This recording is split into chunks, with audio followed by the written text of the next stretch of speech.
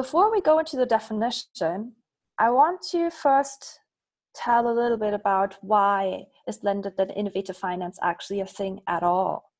You know, you might consider, yeah, maybe it's a bit too niche, let's not bother.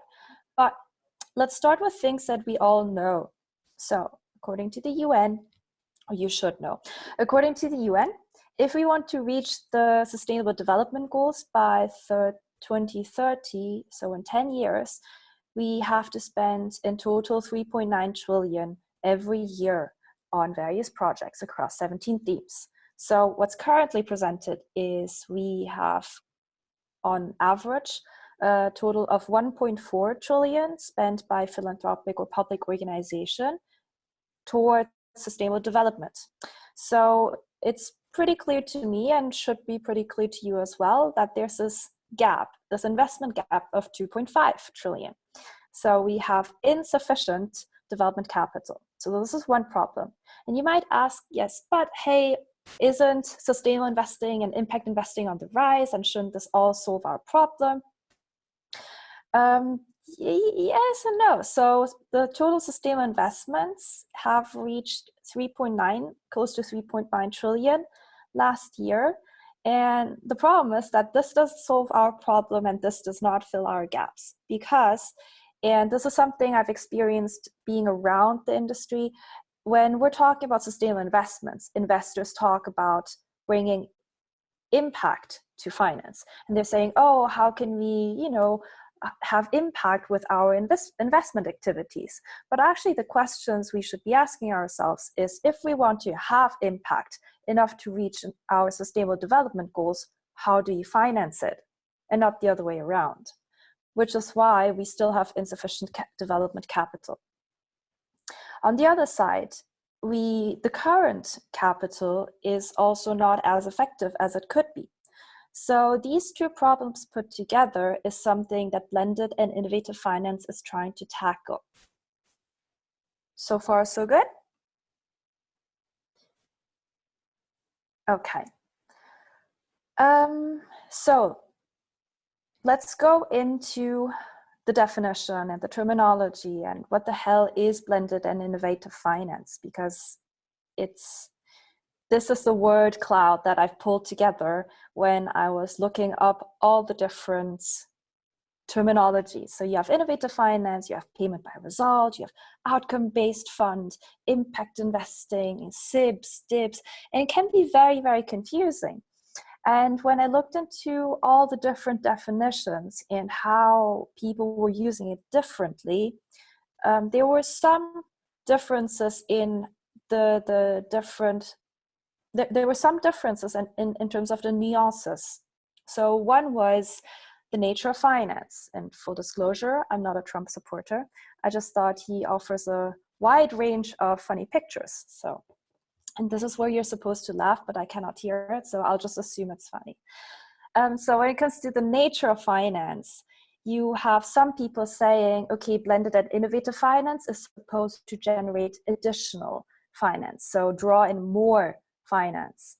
But then you also have other people saying, oh, no, it also refers to effective use of existing capital.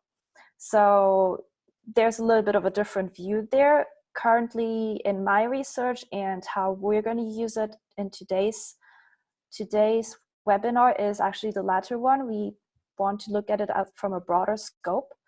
Another way of looking at it is the providers of finance. So on the one side, you have people saying, oh, the public sector has to be involved. Absolutely. And then somebody else says, well, but what about foundations? Other philanthropic organizations should count as well as providers of blended and innovative finance. So there's another difference in terms of terminology. You also have a difference in terms of locations targeted. Some say international transactions only. The money should go from the north to the south. You then also have others saying, hey, domestic resource mobilization should count as well as in innovative and blended finance. So for instance, the UK government makes a lot of use of innovative finance mechanisms, and they use it in an effective way to address poverty within their own country. And should this count as blended and innovative finance? I would say absolutely, but not everyone agrees. So given all these different ways people use it and different scopes, well, of course, you know, it's natural that people, smart people like you and me, are very confused by all of this. But what's important is that you have a idea how you can be using it differently, and you hammer it out in the beginning of the conversation, and usually this just clarifies a lot of things.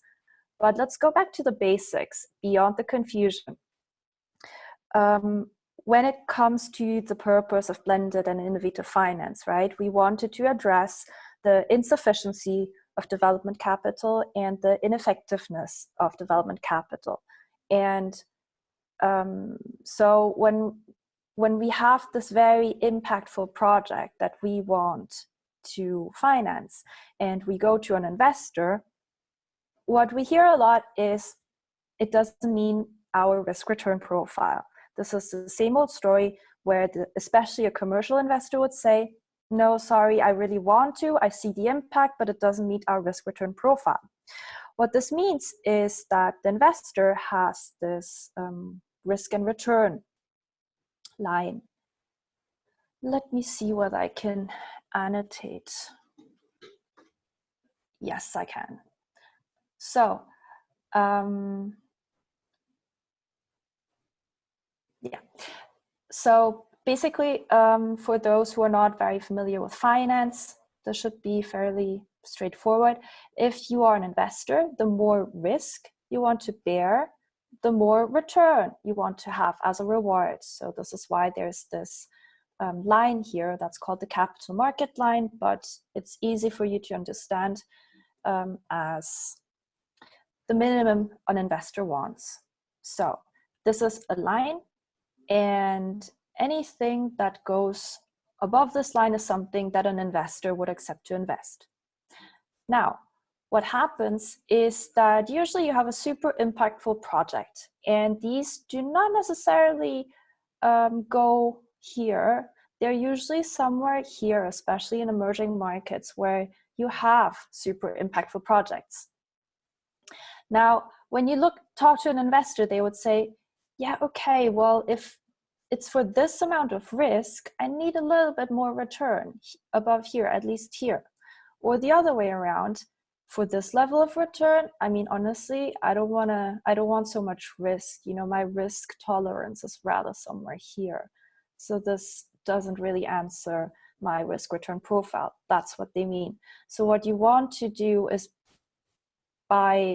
through this blended and innovative finance mechanism, you want to push this project further so that it has enough return for a commercial investor to invest, or you want to de-risk it and decrease the risk so that the commercial investor accepts, okay, you know, this is a good amount of risk. So this is actually the gist of it.